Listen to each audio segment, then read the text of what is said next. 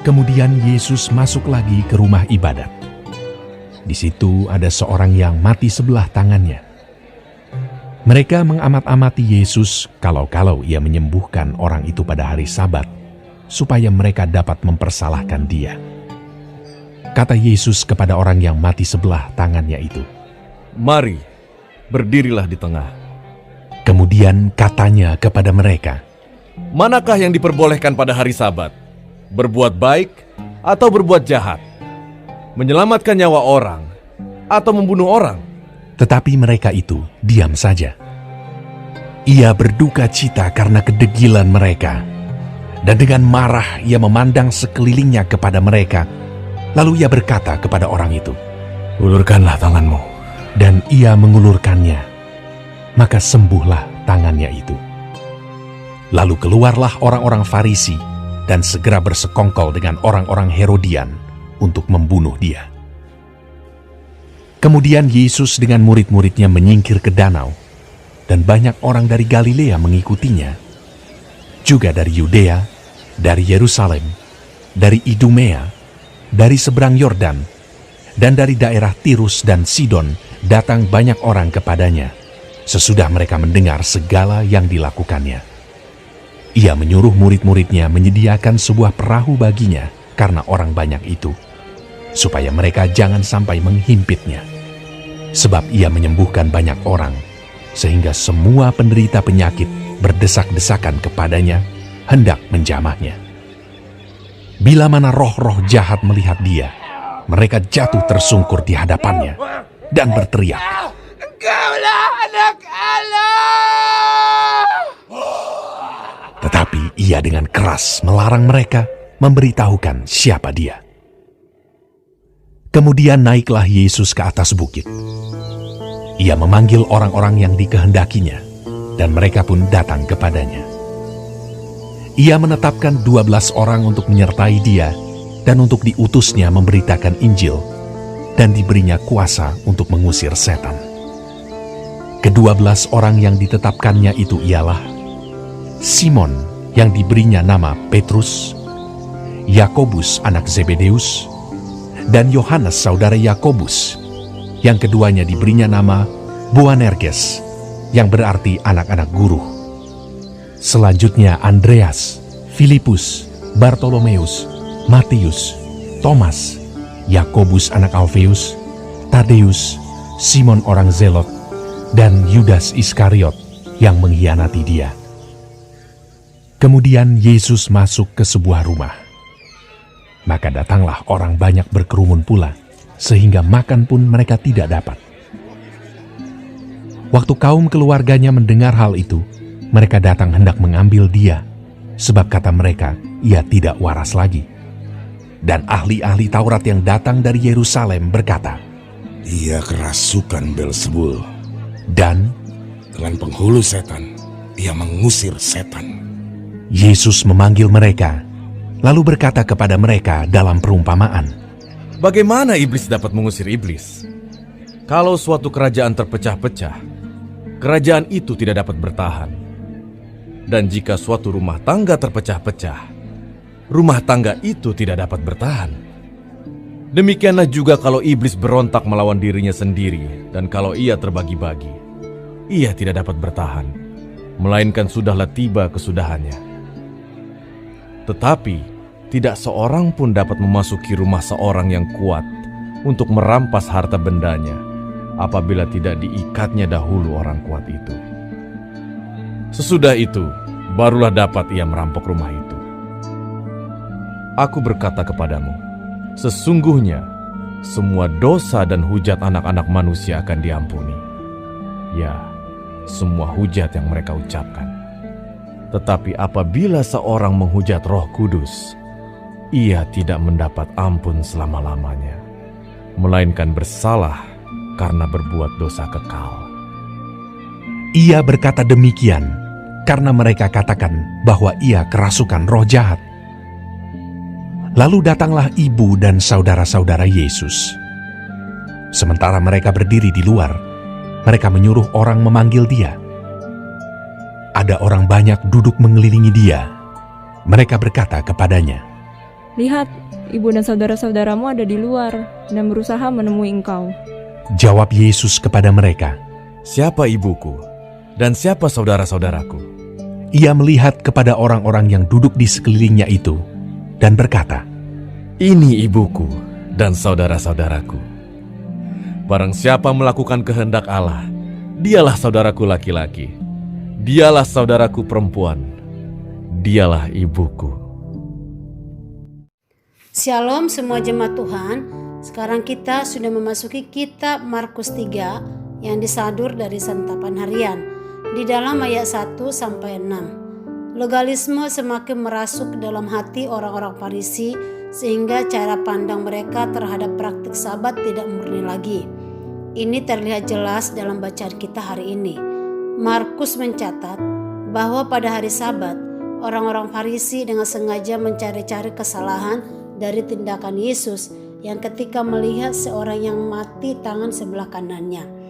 Menurut catatan Lukas, tangan yang mati itu adalah tangan kanan dalam Lukas 6 ayat 6. Artinya tangan yang diperlukan untuk aktivitas dan bekerja sehari-hari. Itu sebabnya Yesus memberikan pertanyaan retoris yang membandingkan perbuatan baik dan jahat, menyelamatkan atau membunuh. Terhadap pertanyaan tersebut, orang-orang Farisi tidak dapat berkata apa-apa. Jika mereka memilih perbuatan baik atau menyelamatkan nyawa, maka mereka tidak bisa menjebak Yesus meski itu adalah jawaban dan perbuatan yang benar. Melihat kedegilan hati mereka, Yesus berduka cita dan marah. Bagaimana tidak? Mereka adalah pemimpin agama yang seharusnya paham tentang bagaimana seharusnya mempraktekkan perintah agama dengan benar. Tetapi nyatanya tidak. Mereka lebih memilih aturan daripada prinsip yang membangun aturan tersebut.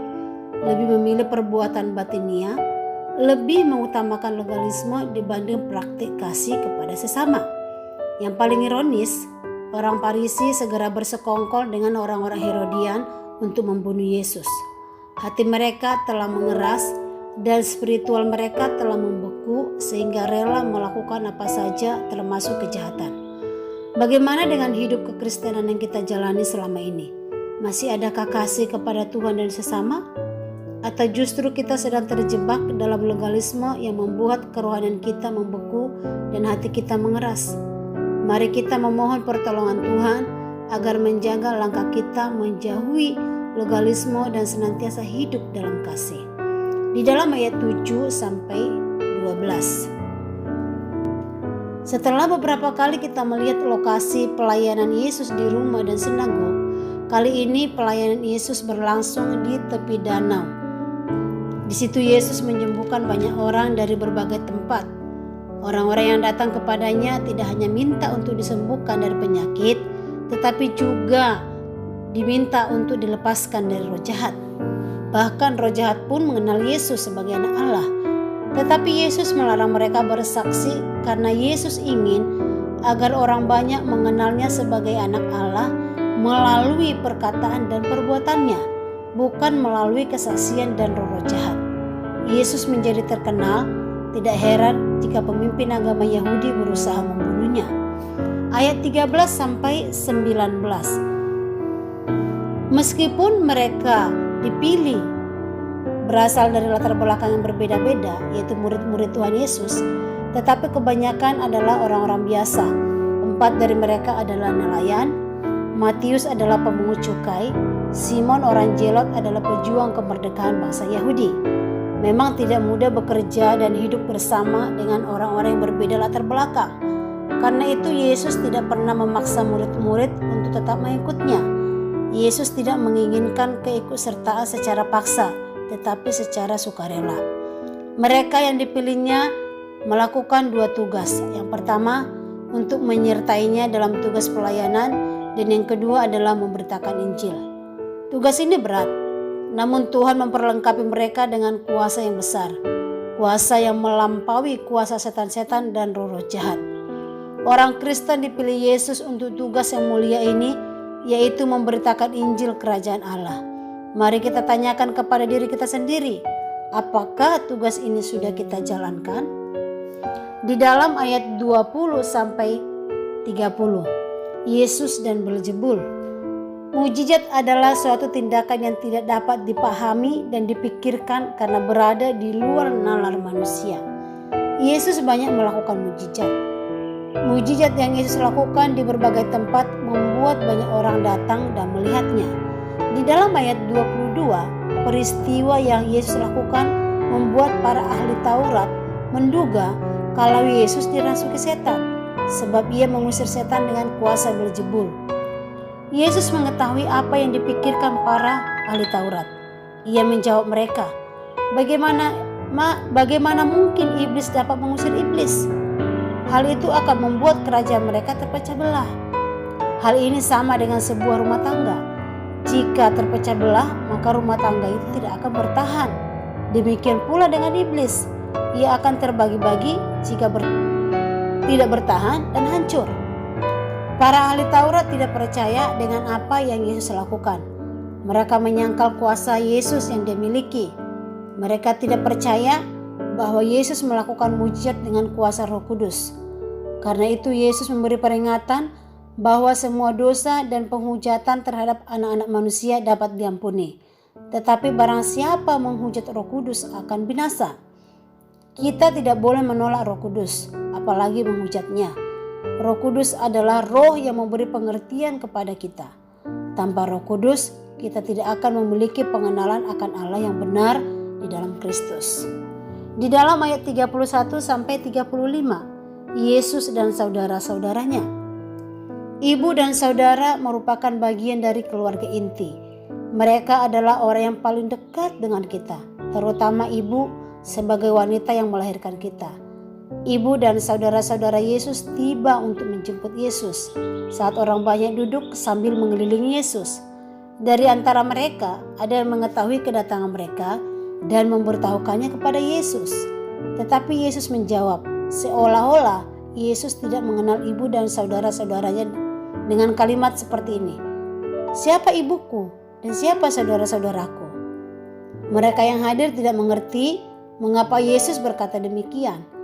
Yesus berkata bahwa orang-orang yang duduk di sekelilingnya adalah ibunya dan saudara-saudaranya.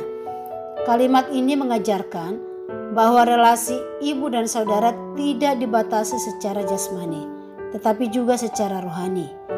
Hal ini berarti bahwa mereka yang mendengar Injil dan menerima Injil itu adalah ibu dan saudara Yesus, dan berita Injil berlaku untuk setiap bangsa. Amin. Tuhan Yesus memberkati.